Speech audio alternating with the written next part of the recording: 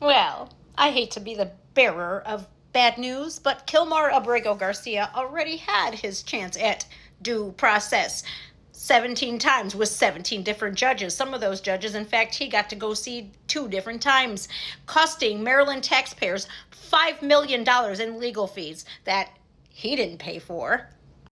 But, anyways, here's the paperwork. This document is dated December 19th, 2019. Regarding to Kilmar Armando Abrego Garcia in bond proceedings appeal on behalf of respondent on behalf of DHS.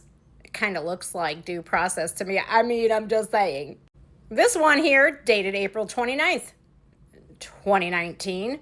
The respondent is a native and citizen of El Salvador. On March 29th, 2019, the Department of Homeland Security served the respondent with a notice to appear, an NTA, which sets forth the following factual allegations. 1. The respondent is not a citizen or national of the United States. 2. He is a native and citizen of El Salvador. 3. He arrived in the United States at an unknown place at an unknown date. And 4. He was not then admitted, paroled after an inspection by an immigration officer. Accordingly, the respondent was charged with removability pursuant to INA blah blah blah. As an alien present in the United States without being admitted or paroled, or who arrived in the United States at any time or place other than as designated by the Attorney General, the respondent was held in custody by the DHS. Here's some more of that due process because, he filed an appeal. We adopt and affirm the immigration judge's danger ruling. See matter of Burbano. Notwithstanding the respondent's challenges to the reliability of the GFIS, the immigration judges appropriately considered allegations of gang affiliation against the respondent in determining that he has not demonstrated that he is not a danger to property or persons. See matter Fataya, blah, blah, blah, blah. In determining whether an alien presents a danger to the community and thus should not be released on bond pending removal proceedings, an immigration judge should consider both direct and circumstantial evidence of the dangerousness. And then it stating that the immigration judges may look to a number of factors in determining whether an alien merits release on bond, including the alien's criminal record, including the extensiveness of criminal activity, the recovery of such activity, and the seriousness of the offenses. Consequently, we do not need address the immigration judge's flight risk determination. Accordingly, the following order is entered, and the order says the appeal is dismissed. Here's some more of that due process stuff. After considering the information provided by both parties, the court concluded that no bond was appropriate in this manner.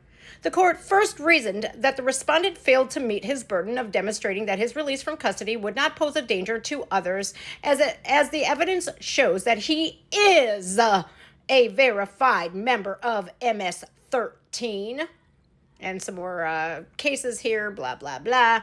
The BIA has held that absent from any indication that the information therein is incorrect or was a result of coercion or distress, inherently trustworthy and admissible, the respondent contends that the Form I-213 in his case erroneously states that he was detained in connection to a murder investigation.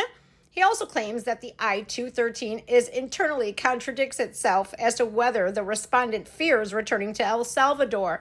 The reason for the respondent's arrest, given that his Form I-213 does appear at odds with the gang field interview sheet, which states that the respondent was approached because he and others were loitering outside of a Home Depot. Regardless, the determination that the respondent is a gang member appears to be trustworthy and is supported by other evidence in the record, namely information contained in the gang field interview sheet, Although the court is reluctant to give evidentiary weight to the respondent's clothing as an indicator of gang affiliation, the fact that a past proven and reliable source of information verified the respondent's gang membership, rank, and gang name is sufficient to support that the respondent is a gang member, and the respondent has failed to present evidence to rebut that assertion.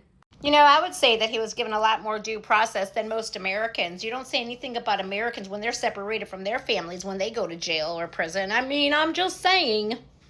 And he had his due process when they told him to self-deport. Well, he didn't do it. And so, just like President Trump promised on his campaigns, if you don't self-deport, we will find you and we will get rid of you ourselves. And then you're never coming back, because if we got to find you and spend all of our resources in tracking you down and deporting you, you will never come back. And that is why he gave the people who are here illegally the chance to self-deport. If you self-deport, we will make it possible for you to get your citizenship a lot easier than if we got to come find you. What's that smell? Oh yeah, it's called due process, and Kilmar Abrego Garcia got plenty of it. The end.